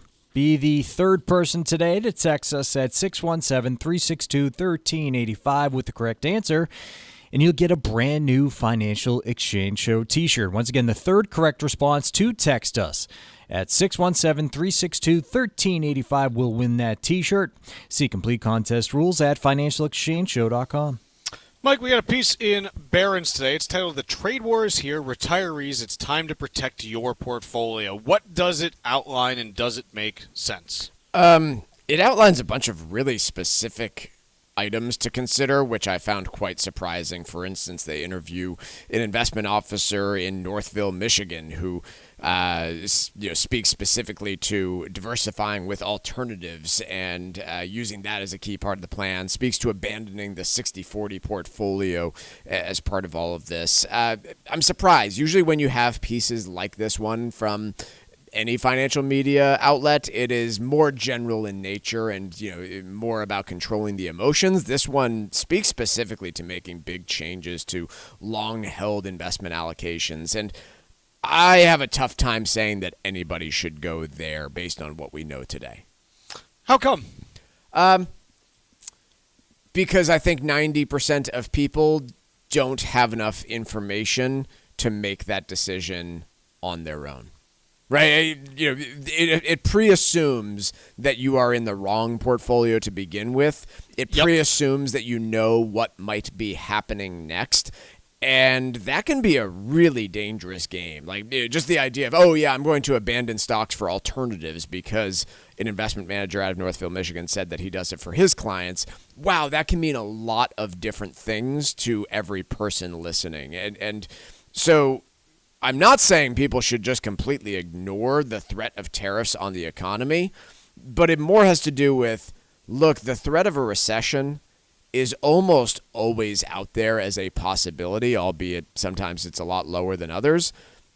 But if you just go about your portfolio assuming that there can never be one, you can get in some really tough times, especially if you're approaching the need to use that money. But that's where I go back to is, if you are planning to use these funds in some meaningful way in the not-so-distant future, and you haven't thought about, look at 2008 as an example here, right? How long did it take for stocks to regain their value? About 5 years? Yeah. So put yourself in those shoes, right? I'm about to retire. Could I be faced with a recession where the stock market takes 5 years to recover? Yes, you could. Am I prepared for that? That's the question that I ask myself. The other one that I think is, think about this from a concentration risk perspective. And again, like, who knows where any of this ends up. But you mentioned the S&P 500 and how long it took to come back from the financial crisis. Yep. What about the NASDAQ and the dot-com bubble? Right. You 15 talk about years. You talk about where a lot of people have piled into. Yeah. The NASDAQ was a 15-year period before you got back above water from mid-2000 to mid-2015. And it's not to say that that's what you're going to see the NASDAQ go through right now, but there are a lot of people that have, maybe piled into some of those stocks because of the hope and optimism around them, and they've basically been dead money for the last year, and you never know where they're going to go in the future. So it's another, potential lesson of, hey, diversification. Yes, like, being not diversified feels great on the way up. Haha, I'm making money. This is great. It doesn't feel so good on the way down, and you never know when that way down is going to come when something unexpected happens. If you are sitting in this position, you're worried about concentration risk, or you're just not having those conversations, don't stick your head in the sand. Oftentimes the lesson can be do nothing, but do nothing can also mean educate yourself so that you have enough information to do nothing. If you would like that consultation, if you would like that second opinion on your portfolio, call Armstrong Advisory Group at 800-393-4001. That number again, 800-393-4001. The proceeding was paid for by Armstrong Advisory Group, a registered investment advisor. Nothing in the ad or in any Armstrong guide is specific financial, legal, or tax advice. Consult your own financial, tax, and estate planning advisors before making any investment decisions. Armstrong may contact you to offer investment advisory services. Taking a look at stocks as we head towards the bottom of the hour. Dow still off about 484 points, about 1.25%.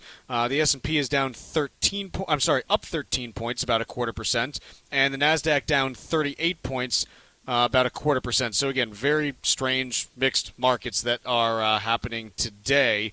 The 10-year Treasury, not too much movement there, still up 2.5 basis points to 4.304%. So pretty stable when it comes to yields at this point. The interesting thing about the 10-year right now, for all of the hype and hullabaloo from the last week or so, it's pretty much back in the range that was trading in for most of March, right in that 4.3% range, despite moving down to about 4% and up to 4.5%.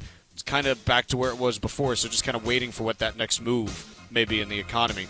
Quick break here. When we come back, we're joined by Corey Adams from Robert Half right after this. Bringing the latest financial news straight to your radio every day. It's the Financial Exchange on the Financial Exchange Radio Network. Consistently voted one of the top Caribbean destinations, the United States Virgin Islands is the perfect place for your next vacation. Whether you're looking for a romantic getaway, a long weekend with friends, or a family vacation, St. Croix, St. Thomas, and St. John have everything you need to enjoy that special time away from home. Take advantage of a variety of incredible promotions that are available right now. Go to visitusvi.com/promotions, where you'll find the details about all of these amazing experiences, including a stay at the Divi Carina Bay All-Inclusive Beach Resort and Casino on St. Croix.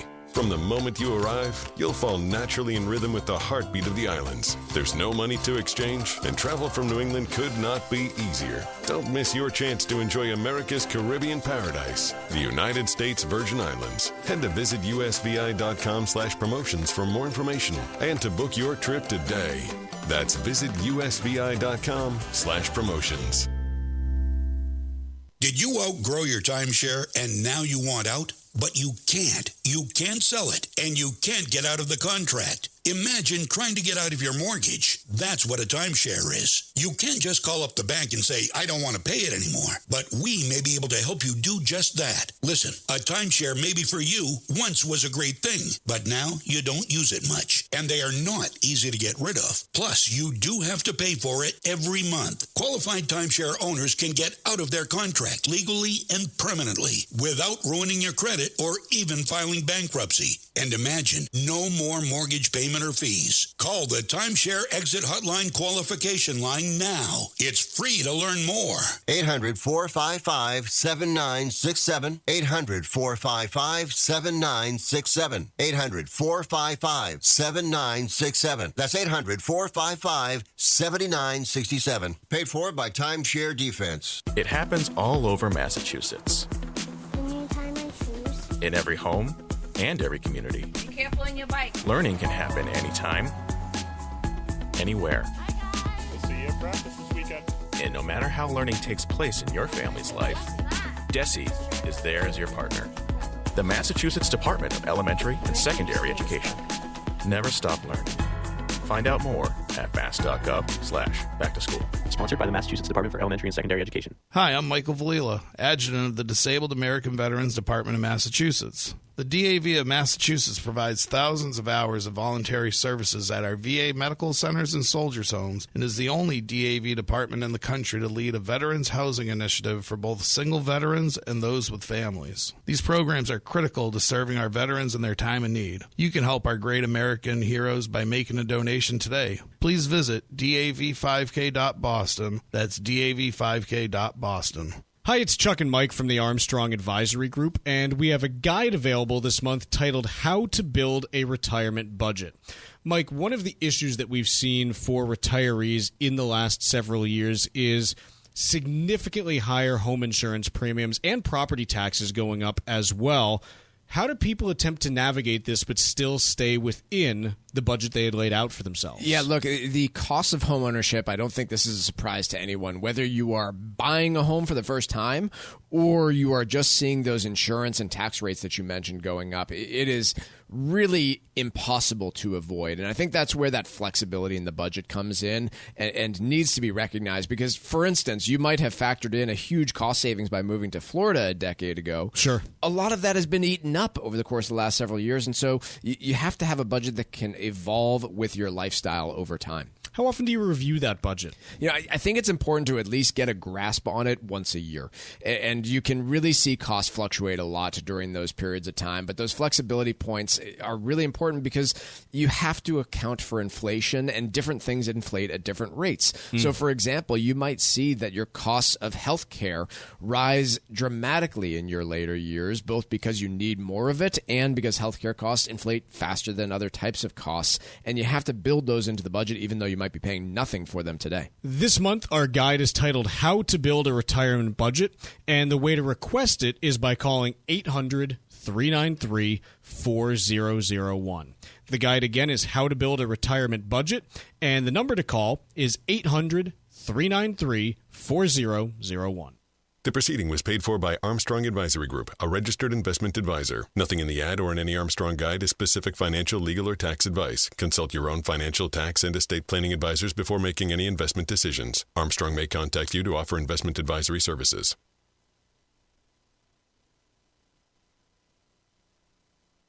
The Financial Exchange Show podcast drops every day on Apple, Spotify, and iHeartRadio. Hit that subscribe button and leave us a 5-star review. You're listening to the Financial Exchange Radio Network. This segment of the Financial Exchange is brought to you in part by the U.S. Virgin Islands Department of Tourism. The U.S. Virgin Islands are St. Croix, St. Thomas, and St. John, and they are the perfect place to take your next vacation. Enjoy spectacular beaches, world-class cuisine, and a wide variety of water sports. Don't miss your chance to visit America's Caribbean paradise, the United States Virgin Islands. Go to visitusvi.com for more information and to book your trip today. That's visitUSVI.com. Trivia question today was, how many Emmy Awards did Peter Dinklage win for his performance as Tyrion Lannister? That would be 4. Jeremy from Marlow, New Hampshire is our winner today, taking home a brand new Financial Exchange Show t-shirt. And we play trivia every day here on the Financial Exchange. See complete contest rules at financialexchangeshow.com. Joining us now is Corey Adams from staffing firm Robert Half to talk to us about artificial intelligence. And Corey, I feel as though many of your previous surveys, we've alluded to it or asked questions about how AI might be affecting the workforce. This seems to be the first one I've seen from you guys directly asking employees and managers questions about their use of artificial intelligence. So thanks for coming on. Thanks for doing this. Thanks for having me. It's good to be with you. So talk to me about how employees seem to be using AI in their day-to-day. Are they confident in doing so? And what are they running into so far? Sure. I mean, listen, this is still relatively new, but in recent years, many organizations and companies have introduced AI technology into their teams, into their businesses. And the reality is we're at a point where workers are just a little bit more comfortable than they have been. They've warmed up to the idea that using it within their day-to-day responsibilities makes a lot of sense. And you know, I think there's a little bit of a shift too. People get scared at first if you don't understand or know something, but it feels like workers right now are a little bit more open-minded about the opportunities that AI itself presents. They understand its capabilities, and they're also starting to figure out how it fits within their daily lives and also within their jobs. So we all know there's a great deal of optimism around the potential for artificial intelligence, but it's still early, right? So there's a lot of room for error, and as we've been told, AI can't necessarily replace the overall trustworthiness of the human expertise. Yeah, I want to dive in there a little bit because we spend a lot of time on this program calling out just nonsense stuff that we find when utilizing artificial intelligence in different areas, and the hallucinations it can make. It seems very, very hesitant to provide an answer of I don't know, which is a huge downside. How are managers kind of navigating that in terms of how they use it and where they use it? It seems like it could be a real potential problem depending on the industry and the space. Sure. Well, there's a few ways to look at it. I just think first, in terms of how managers can probably first and foremost maintain a healthy and productive workplace while still adopting, there's a few things that managers need to consider. So they probably need to be strategic in their approach. So they need to determine, what areas of the organization can actually benefit from the use of AI. There's no need to rush in to implement a technology that might not fit their business or their team needs. The second one I would say, and we've talked about this a ton over the years in all facets of business, but managers should be transparent. So workers are currently feeling pressure to adopt technologies and they worry about their job security. So guidelines need to be clear and dialogue needs to be open between the manager and the employee itself. And then sort of the third thing that we're finding is that managers need to be proactive, which means that training and upskilling needs to happen from the very beginning and from the start. So for AI to help automate routine tasks and, workers just in general need to be more comfortable and confident. And let's just go a little bit further with that. There's a reality where in order to be comfortable and proficient in something, it probably needs to exist in two worlds, within the workforce, but also within your day-to-day life. And so I think the first step is people getting comfortable, and many have, in using it within their own personal life. And, anecdotally speaking, I have friends that use it from making workouts. I have a colleague who's literally going on a trip tomorrow, and the entire agenda for her vacation is built from AI. So there's a number of ways it can be used, but you need to learn it at the most core fundamental levels, and that needs to sort of carry over into your workforce. But it really starts with managers and making sure they understand the power of it and how it should be utilized and implemented appropriately. I see how this has changed in just the course of the last 12 months. For somebody that maybe has been laid off and out of the workforce for a year, maybe they've been on leave or just is graduating college, what sort of expectation and pressure is there on the workforce today to adapt the technology and be prepared to use it in that new white-collar job today? Sure. So there's pressure and then there's also fear, and they sort of coexist, but they're also somewhat separate. So our research goes on to show us and tell us that workers have told us that despite a high pressure of feeling confident in their AI skills and capability, nearly a third of our respondents actually went on to say that they have felt pressure when it comes to actually adopting AI in their current role. Another 2/3 are actually feeling pressure from the industry and the need to be competitive and technically relevant. And then almost half of respondents are feeling more and more pressure from their leaders and from their management. So you're basically getting hit. The average of worker is getting hit in terms of pressure between their industry, their job, their coworkers, their leaders. So there's tons of pressure. But here's the other side of this, and I'm sure you guys have talked about this. In fact, I know you have. The reality is, as much as people fear AI a little bit in the future of it, and we know the Pew Research came out, and I think almost a third of all workers truly do believe that AI is going to basically lead to fewer opportunities down the road. But at the end of the day, AI is literally transforming the workplace in a number of different ways. But as we've seen, while this is all happening and this whole reshaping, worker disbursement has historically been offset by new roles in new industries. And by the way, probably creating new positions that we have yet to even think about. So as technology is new and we embrace it, there's that natural reaction of fear. But, it's understood why it's there, but I don't think it's necessary. It's Corey Adams from Robert Half joining us to talk about their most recent survey on AI in the workforce. Corey, thanks so much for joining us. Appreciate it, and look forward to chatting again soon. Sounds good. Thanks, Mike. Mike, you want to talk about salt? Yeah, let's go salt. I'm feeling a little bit salty today. You more of a salt guy or a pepper guy, personally? That's a preposterous question, Chuck. Well, which is it? You can't have certain foods without salt. It's a baseline for I feel it's like true. all cooking. It's true. They're not equal. You know what I've always You guys got wondered? flake salt? I got all sorts of salt for you. I got truffle salt, flake salt.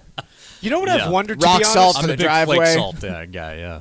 I got to be honest. Himalayan. In the context of this conversation, See? totally get why salt is on every table in America. Why world. pepper and not other spices? Yeah. Pepper, I don't know, just doesn't really belong there on the same size shaker as the salt. Like, why are oregano and chili flakes relegated just to pizza places? Yeah. It's a fantastic question, Chuck. You know, how come you don't walk into a restaurant and it's like, oh, good, the thyme's on the table? I do. Let me think about that for a moment. Like, certainly when you go into a restaurant in India, you don't have a salt and pepper shaker on the table.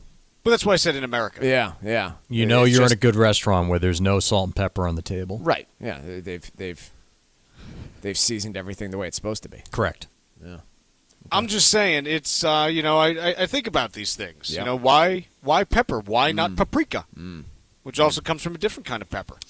Anyways, the pepper lobby has been very successful. Yeah, you got to watch out for big pepper. It's a thing. Let's talk a little bit about the state and local tax deduction, which is why we've talked about SALT, as the acronym is SALT. And back during 2017, when during President Trump's first term, when they passed the Tax Cuts and Jobs Act, one of the things that did was it limited the state and local tax deduction to $10,000. Previously, it had been unlimited, I believe. Is that correct? Yep.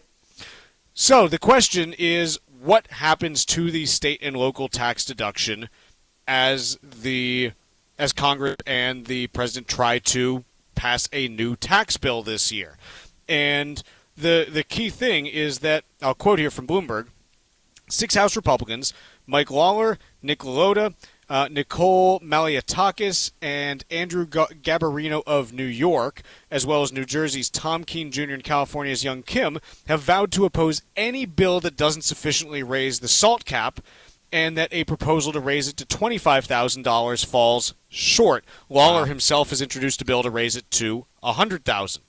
So, obviously, with the Republican majority in the House being, a handful of seats, you can't lose all 6 of these votes. So it raises an interesting question as to what are you going to get here? But beyond that, the other one that's fascinating is, okay, when you talk about the percentage of taxpayers that itemize and have enough state and local taxes in order to, deduct above and beyond, it's a really small fraction of taxpayers. Only about 10% of taxpayers who itemize are even eligible to claim SALT, and obviously not all of them necessarily make incomes that high. So it's kind of like you're talking about a really small percentage of taxpayers that are going to end up benefiting if the SALT cap is raised. But what's the but? They fund all the campaigns in the highest tax states in the country. Correct.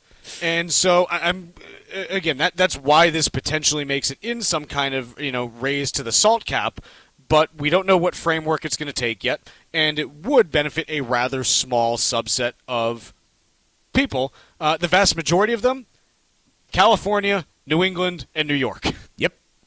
So there's that. Let's take a quick break here. When we come back, we'll do a little bit of stack roulette.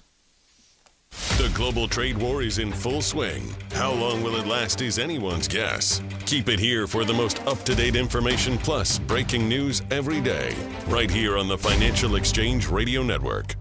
It's easy to say that you're simply leaving your assets to your children, but without proper beneficiary planning, it can cause significant problems. Call Cushing & Dolan at 866-848-5699 and get their new guide called How to Leave Assets to Beneficiaries. Don't leave your future or your children's future to chance. Call 866-848-5699 or request it online from our website, LegalExchangeShow.com. The proceeding was paid for and the views expressed are solely those of Cushing & Dolan. Cushing & Dolan and or Armstrong Advisory may contact you offering legal or investment services. Cushing & Dolan and Armstrong Advisory do not endorse each other and are not affiliated. This is Michael Valila, Adjutant of the Disabled American Veterans Department of Massachusetts. We focus on the people returning from service, not their specific illness or injury. Our number one goal is to make sure our veterans have the necessary services they need, be it physical, emotional, or financial, so that their transition can be seamless. You can help our great American heroes as well by making a donation today by visiting dav5k.boston. That's dav5k.boston. Consistently voted one of the top Caribbean destinations, the United States Virgin Islands is the perfect place for your next vacation. Whether you're looking for a romantic getaway, a long weekend with friends, or a family vacation, St. Croix, St. Thomas, and St. John have everything you need to enjoy that special time away from home. Take advantage of a variety of incredible promotions that are available right now. Go to visitusvi.com/promotions, where you'll find the details about all of these amazing experiences, including a stay at the Divi Carina Bay all-inclusive beach resort and casino on St. Croix. From the moment you arrive, you'll fall naturally in rhythm with the heartbeat of the islands. There's no money to exchange, and travel from New England could not be easier. Don't miss your chance to enjoy America's Caribbean paradise, the United States Virgin Islands. Head to visitusvi.com/promotions for more information and to book your trip today. That's visitusvi.com/promotions.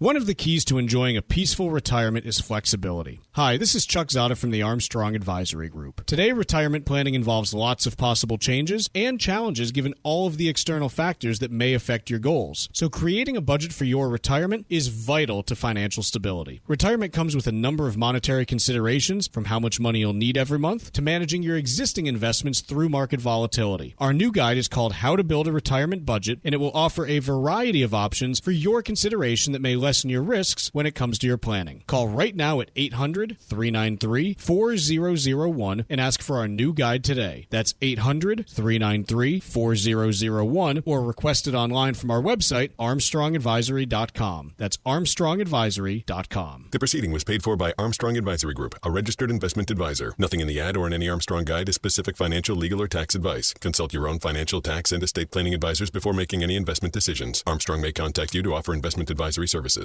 As a busy mom to 4 kids, my to-do list is full. Trying to fit in exercise, eating right, and prioritizing self-care can feel next to impossible. While we can't add more hours to the day, we do have a great resource to help. Go Red for Women has easy tips, tools, and information to help you and your family live a healthier life. So to all the moms, the aunts, grandmothers, and amazing women out there doing it all, visit goredforwomen.org/momlife today. You take care of them, Go Red for Women will take care of you. It happens all over Massachusetts. Can you tie my shoes? In every home and every community. Be careful on your bike. Learning can happen anytime, anywhere. We'll see you at practice this weekend. And no matter how learning takes place in your family's life, DESE is there as your partner. The Massachusetts Department of Elementary and Secondary Education. Never stop learning. Find out more at mass.gov/back-to-school. Sponsored by the Massachusetts Department for Elementary and Secondary Education.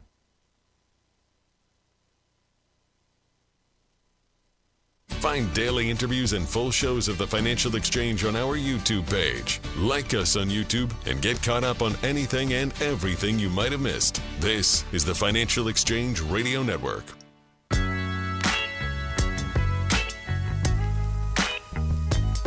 Mike, what do you got for me for Stack Roulette?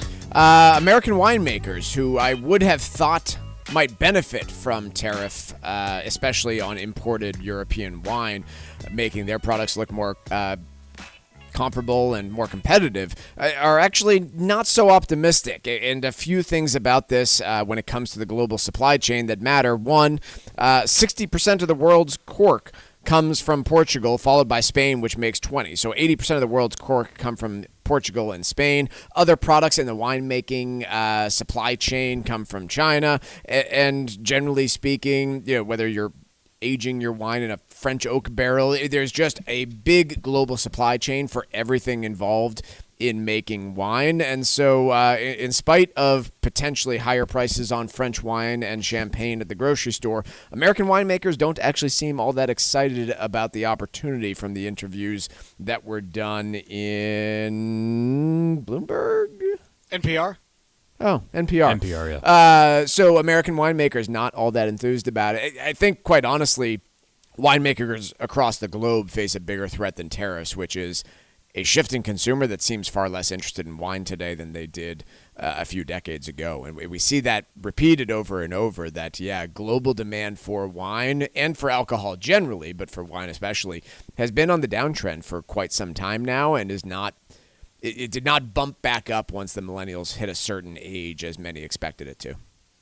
Red Robin is they've announced that they are launching their bottomless burger pass. That seems like a bad idea. Hold on, not so fast. For $20, Customers who purchase the pass will receive a black and gold card in the mail that earns them the right to a burger and bottomless side of fries every day for the month of May, which is National Burger Month.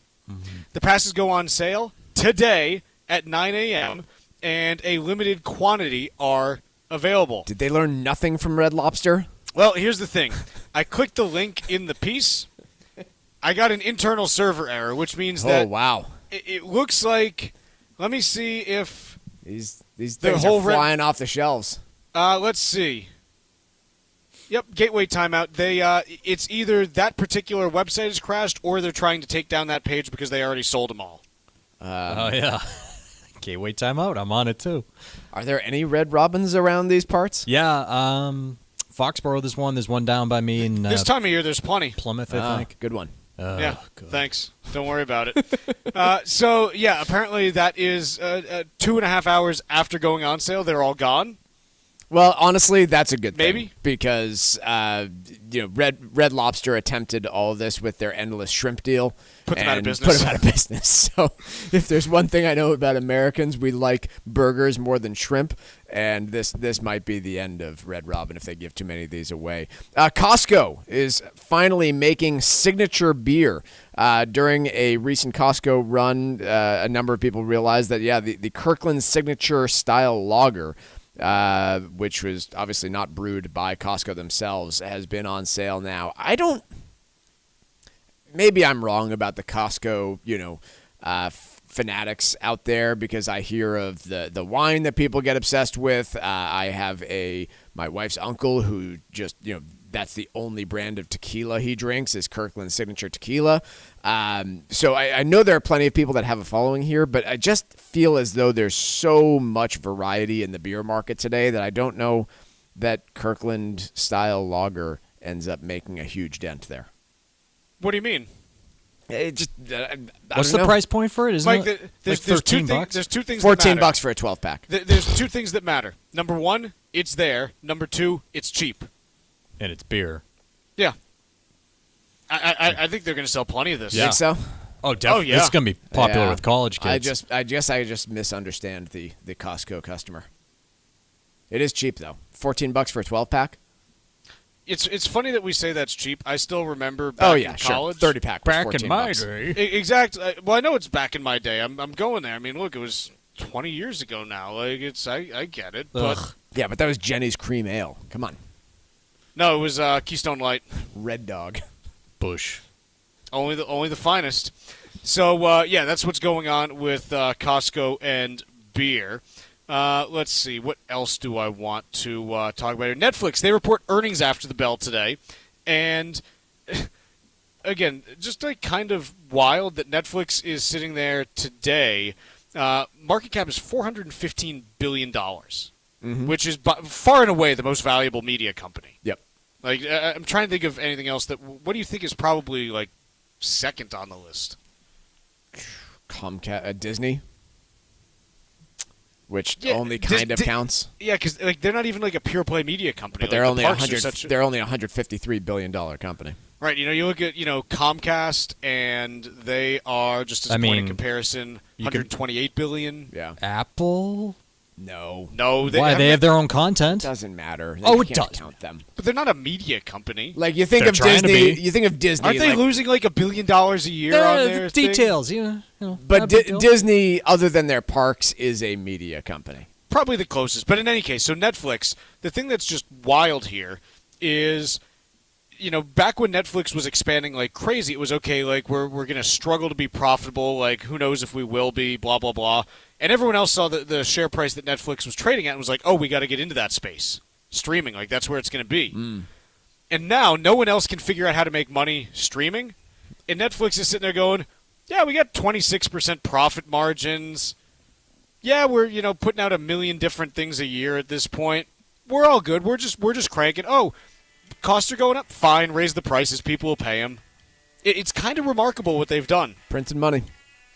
We're going to take a quick break for the next 24 hours, but we are going to be back on tomorrow. I know it's Good Friday. We'll still be doing our show, so make sure you tune in. Have a great rest of the day, and we'll see you tomorrow.